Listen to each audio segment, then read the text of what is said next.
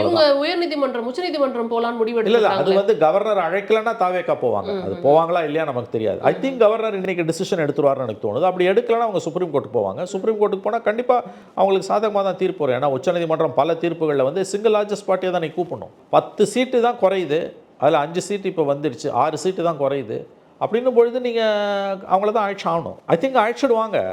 தென் what? முதல்ல ஒரு 6 மாதத்தையால் அவரால் ஓட்ட முடியுமான்னு நம்ம பார்க்கணும். 6 மாதத்தையே ஓட்ட முடியாமல் முதல்லையே கவுந்துக்குதுன்னா சூப்பர். 2 மாதம் ஜனாதிபதி ஆட்சி, 6 மாதத்துக்குள்ளே எலெக்ஷன். இல்லை முதல்ல தப்பிச்சுக்கிறாருன்னா 6 மாதம் பொறுத்து இதே சிக்கல் வரும்.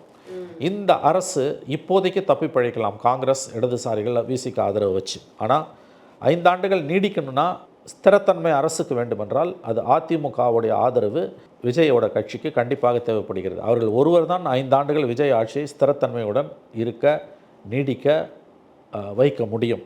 ஏடிஎம்கேவால தான். அவங்க கிட்ட 47 எம்எல்ஏல அவங்க என்ன பண்ண போறாங்கன்னு தெரியல. அது டைல்யூட் ஆயிராதா அதிமுக இப்படி வந்து கண்டிப்பா டைல்யூட் ஆயிடும். அது ஏற்கனவே டைல்யூட் ஆகி தான் கிடக்குது. ஜெயலலிதா மரணத்துக்கு பிறகு தொடர்ந்தது டைல்யூட் தான். ஜெயலலிதா மரணத்துக்கு பிறகு அவங்க எலெக்ஷன் தோத்தது மட்டும் தான் அதிகம். ஜெயிச்ச எலெக்ஷன் ஒன்று கூட கிடையாது. தோத்துக்கிட்டே இருக்காங்க. 2 அசம்பிளியை தோத்தாங்க, 2 பார்லிமெண்ட்டை தோத்தாங்க. இப்போ 2வது அசம்பிளியை தோத்துருக்காங்க. 21 தோக்கும்போது 66 சீட்டு சைக்கிளிக்கல் சுழற்சி முறையில் அடுத்த தடவை ஜெயிச்சிருவாங்க தமிழ்நாட்டில். அப்படி தானே ஆட்சி மாறி மாறி வருது நம்ம நினச்சோம். இல்லை, இந்த தடவை வந்து 47 வந்து 66 47 ஆயிருக்கு. இனிமேல் அதிமுக ஆட்சிக்கு வரும் என்ற நம்பிக்கை விவரம் அறிந்தவர்கள் மத்தியில் இல்லை. அந்த கட்சியோட ரீசரக்ஷனுமே வந்து மிகப்பெரிய கேள்விக்குறியாக இருக்கிறது. அப்படி இருக்கும்போது 5 ஆண்டுகளுக்கு மேலே அவங்க அதிகாரத்தில் இல்லாத ஒரு வரலாறு கொண்ட கட்சி இப்போ கையில் இருக்க 47 எம்எல்ஏக்களே 5 வருஷம் பொறுத்து அவங்க எலெக்ஷனுக்கு போனால் எத்தனை பேர் தப்பி பழப்பான்னு தெரியாது.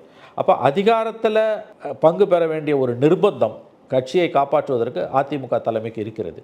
பட் எடப்பாடி பிடிவாதம் பிடிக்கிறார்னா அது நடக்காது. கட்சி மேலும் ஒரு பின்னடைவை சந்திக்கும்.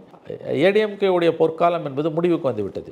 தெளிவாக தெரியுது. ஜெயலலிதா மரணத்துக்கு பிறகு நடந்த அத்தனை சம்பவங்களும் இவங்க திரும்ப ஆட்சிக்கு வருவதற்கான வாய்ப்புகள் கிட்டத்தட்ட இல்லை என்ற உணர்வைத்தான் மக்கள் மன்றத்தில் ஏற்படுத்தி கொண்டிருக்கிறது. ஆகவே விஜயை ஆதரிக்கக்கூடிய ஒரு பொலிட்டிக்கல் கம்பல்ஷன் அதிமுகவுக்கும் இருக்குது. பட் அவங்க என்ன செய்வாங்கன்றதை நம்ம உறுதியாக சொல்ல முடியாது.